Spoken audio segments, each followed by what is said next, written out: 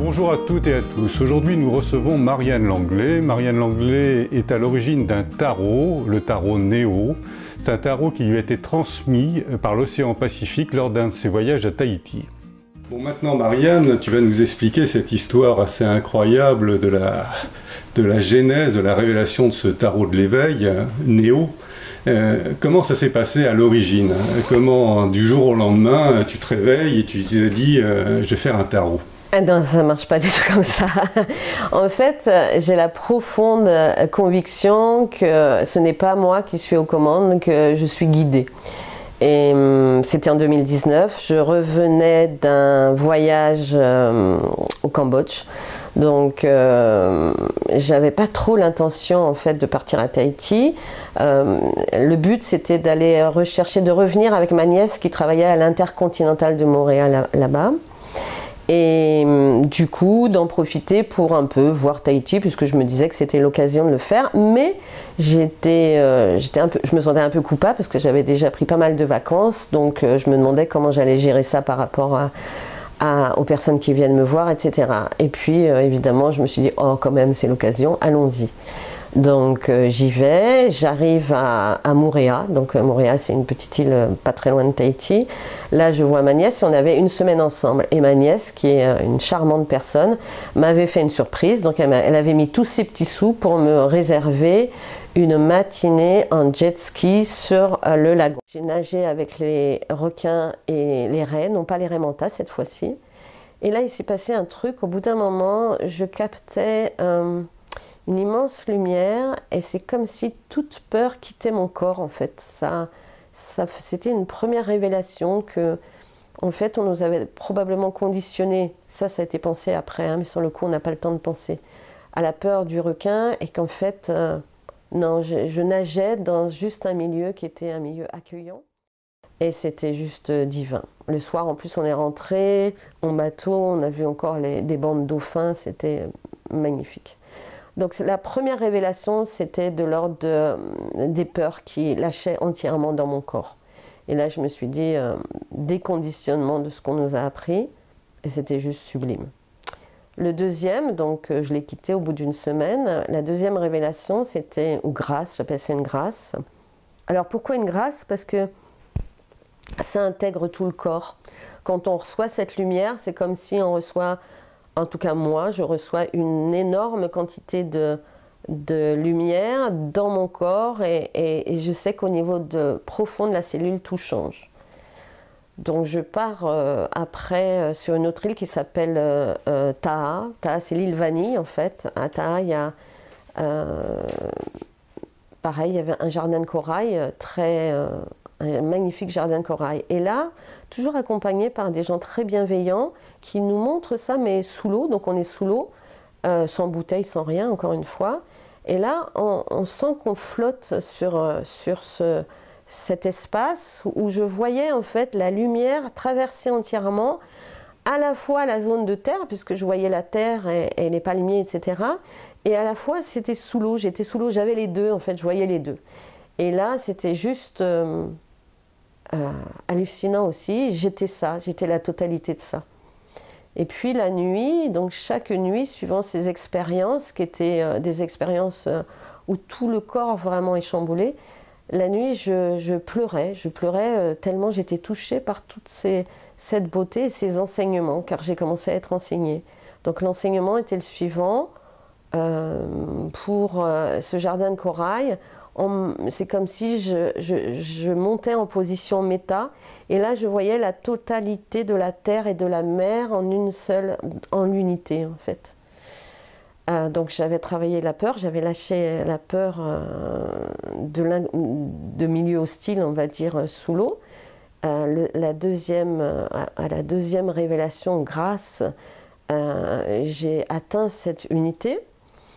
Et donc c'était vraiment très chamboulant. Et à la troisième, en fait, c'était à Maupiti. Maupiti, c'est une île, on va dire, qui ressemble un petit peu à Bora Bora, mais anciennement. Et avec pas de touristes, pas de choses comme ça. Il y a juste une route principale qui fait le tour de l'île. Et là, il pleuvait de façon très importante. Et j'avais fait la connaissance au Jardin de Corail d'une jeune fille qui s'appelle Elena, que je salue si elle me regarde. Et on avait réservé un petit bateau pour aller voir les raimentas. Là, j'ai pris le temps de rester sous l'eau. Je suis restée plus d'1 heure sous l'eau. Et ce que je voyais au départ, c'était bien des raimentas. Et après, c'était des formes de lumière immenses, immenses, immenses. Il y en avait 4.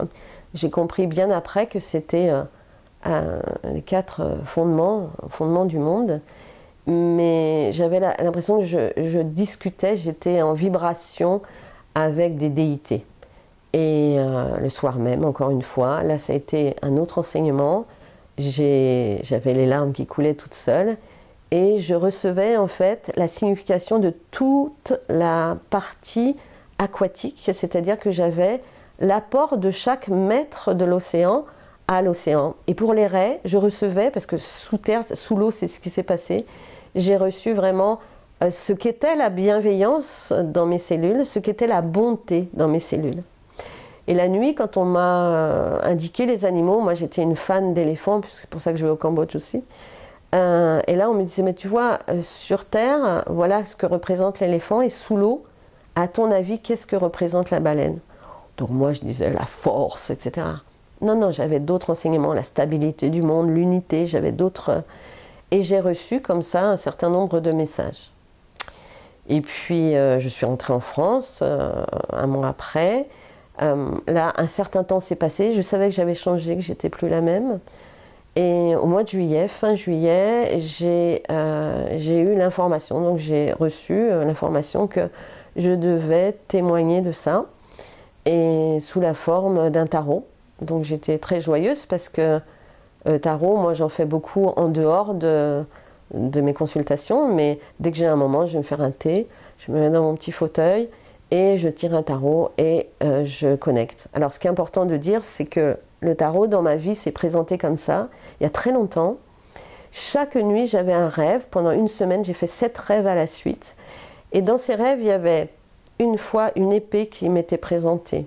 Une autre fois, une boule en or avec une croix dessus, etc., etc. Pendant les 7 jours. J'ai jamais su sur le coup ce que c'était. Et puis un jour, c'est-à-dire environ 3 mois après, je vois sur une table étalé le tarot de Marseille. Et là, le choc, je vois dans toutes les cartes tous les symboles que j'avais reçus. Et là, je me dis, il faut peut-être que tu commences à t'intéresser à ce qu'est le tarot. C'était comme ça que tout était venu. Donc c'est vrai que j'ai avancé beaucoup avec le tarot de Marseille. Hein, c'est un enseignement que je connais bien. Donc la proposition qui m'était faite, c'est fais un tarot, mais cette fois-ci de l'océan. Et ce tarot, dans le texte, ce sera un texte qui est vraiment un texte spirituel de l'ordre de l'éveil. Donc j'étais super réjouie, je me suis dit waouh, waouh, waouh, c'est exactement ce que je suis, super. Et puis le lendemain, quand j'ai mis pied sur terre, je me suis dit oh, et comment on fait ça? Ça paraît facile, mais comment on fait ça? Quelle est la différence entre oracle et tarot? Le tarot, c'est par rapport à l'oracle. L'oracle, c'est comme les oracles qu'il y avait en Grèce, etc. D'ailleurs, je suis une fan de Grèce. Ça va être des messages qui vont être transmis. Le tarot, c'est vraiment un chemin initiatique. Et quand j'ai créé le tarot, j'ai moi-même buté sur certaines cartes ou certains textes. Parfois, j'avais même pas envie d'écrire un texte. Alors que j'étais censée quand même avancer un peu sur le tarot. Parce qu'en fait, ça confronte à soi-même. Donc c'est son propre chemin initiatique. En fait, je l'ai fait. Maintenant, il est proposé à tous. Mais au départ, c'était un travail aussi sur moi.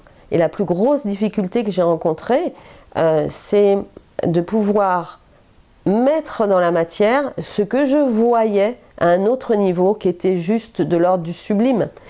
Et je n'arrivais parfois pas à mettre ça dans la matière. Donc ça a été vraiment un travail. Et puis à un moment, une fois que les textes étaient créés, il y avait une vibration qui devait être atteinte. Et quand la vibration était atteinte, alors je savais que c'était juste. Donc je me suis servi de ma canalisation, de ma connaissance du tarot, de choses comme ça. Mais ce qui est vraiment important, c'est ce chemin initiatique. Parce que pour les gens qui ne connaissent pas le tarot, c'est vraiment intéressant de s'interroger sur ce chemin. La première carte, par exemple, qui est le nautile, c'est une carte qui va parler de « vous avez tout le potentiel et maintenant commencez le chemin ».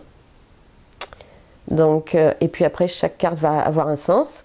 Évidemment, dans la vie, on ne suit pas les cartes, les 22 cartes comme ça. Et ces 22 cartes, comment elles sont apparues? Alors, ça, c'est très important. J'ai eu l'information par canalisation parce que la nuit, par exemple, m'arrivait une pieuvre. Et je voyais qu'une pieuvre, je l'ignorais totalement, hein, avait 8 tentacules. Okay, et comme j'ai une grande aide avec Internet, je vais voir en général c'est quoi ces 8 tentacules. Et quand je suis pile tombée sur la page, comme par hasard, où on m'expliquait que cette pieuvre, symboliquement, c'est la pieuvre qui est sur toutes les îles de Tahiti qui rejoignent. Donc c'est le centre, le corps de la pieuvre, c'est Tahiti. Enfin, c'est la Polynésie, exactement française. Et puis après, une tentacule va vers l'île de Pâques, une vers Fidji, une vers Hawaï, une vers... etc. Et c'est réellement représenté. Ça existe vraiment, je l'ai vraiment trouvé sur Internet. Donc je savais, par exemple, que ma pieuvre, c'était l'équilibre. C'était le 8 qui correspond à l'équilibre, puisque c'est le centre. Et après, il y a les mouvements qui sont possibles des pattes de la pieuvre. Ça, c'était par exemple pour la pieuvre. J'ai eu après toutes les cartes, le poisson-lune, je savais que c'était la lune, quoi. C'est l'inconscient, c'était cette partie-là. Le poisson-pierre qui est à Tahiti, le poisson-pierre, il faut savoir que c'est un poisson, si on ne le voit pas, il se confond avec le sol, on ne le voit pas, mais par contre, si on marche dessus, alors on peut mourir. Et c'était très facile pour moi parce que là j'avais l'info en direct qu'il y avait sur le poisson-pierre, il y a 13 épines dorsales. Et le 13 dans la symbolique du tarot, c'est la mort, l'arcane sans nom on appelle ça. Hein, c'est-à-dire que c'est pas une mort réelle forcément, mais c'est une mort pour renaissance. Donc je savais que mon poisson-pierre allait être à la place de la transformation, la carte 13. Le potentiel, je l'ai vu. J'ai vu cette spirale, mais en fait, cette spirale apparaissait sous la forme d'une nautile qui contient tous les potentiels. Après, par exemple, sur le corail m'est apparu sur la carte de la réalisation concrète, parce que le corail, c'est un arbre, c'est comme un arbre de vie de la mer, etc., etc. Et toutes les cartes, alors ça ne m'est pas apparu dans la seconde, hein. C'est-à-dire qu'à chaque fois que j'étais prête, je recevais le message de la carte. Les textes, comment ça s'est passé pour accompagner les cartes? Alors les textes, j'ai mis 6 mois à créer les textes, c'est-à-dire que c'était la somme de ce que je percevais représenter la carte, donc ça c'était très long. Et puis après j'ai travaillé avec une amie qui s'appelle Séverine Lerosier, qui elle est prof de grec et de latin, et avec laquelle on a repris les textes pour s'assurer de la fluidité du texte et pareil de sa vibration qui n'était plus, qui était vraiment au niveau de ce qu'on peut toucher dans la conscience divine, quoi. Donc ça veut dire que tu as reçu en canalisation des expériences et ensuite tu as dû personnellement le remettre dans le mental, essayer de trouver, et ça a été ton chemin. Alors je dirais pas dans le mental parce que ça n'a rien de mental, et d'ailleurs ce tarot s'adresse, les textes sont vraiment à l'inconscient, s'adresse à l'inconscient. Quand ils sont lus, il y a 2 réactions qui sont courantes. Soit la personne pleure parce qu'elle est touchée, ça la touche profondément, soit la personne reste bouche bée, parce que comme ça s'adresse à l'inconscient, on ne peut pas s'en saisir au niveau du mental. Mais le travail se fait ainsi. Hein? Donc ta question, tu peux me la répéter? C'était précisément... Le texte, comment tu l'as créé? C'est-à-dire tu n'as pas canalisé un texte que tu as recopié mot pour mot? Non, pas du tout. Pas du tout. C'était ma connaissance du tarot que je posais, donc je me mettais moi dans un état de conscience d'ouverture totale. Et tout ce qui est dans les cartes est, j'allais dire, de la tradition du tarot, c'est pas exact, mais c'est des étapes qu'on doit rencontrer pour grandir dans l'amour, parce qu'on est sur Terre pour ça, pour grandir dans cette ouverture de cœur, dans l'amour. Donc ce tarot, en fin de compte, a été aussi un chemin pour toi d'évolution, absolument. D'évolution, d'accord, très bien. Et maintenant, tu le fais partager un peu. Alors maintenant, voilà, je trouve que c'est très beau d'ailleurs, parce que les gens me font des retours juste excessivement touchants. Comme quoi, voilà, ça crée aussi une ouverture de conscience, que ce soit sous l'eau ou pas sous l'eau. Hein. Parce que l'autre fois, il y a une personne qui m'a dit je voulais acheter, puis après, quand je suis allée sous l'eau, tout a changé, mais c'est pas que sous l'eau, quoi. C'est pour chacun, quoi. Très bien. Bah écoute, maintenant on va voir un peu le volet. Comment tu l'as mis dans la matière maintenant? Alors on va regarder tout ça. Oui.